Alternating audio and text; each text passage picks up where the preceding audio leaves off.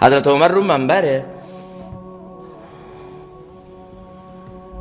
یارانه ها رو تقسیم کردن، سهام عدالت رو تقسیم کردن طبق تعبیرای اون زمان.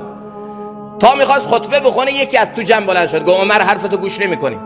حضرت عمر گفت ساکت بشید، بشینید گوش کنید. یکی گفت نه ساکت میشیم نه گوش میکنیم.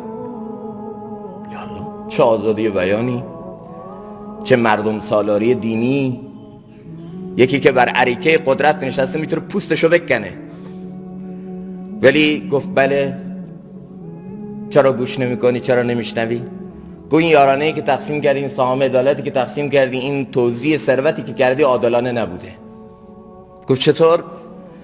گفت اون پارچه ای که به همه مسلمان ها یک سهم مشخص دادی، الان اینی که تن توه 2 برابره.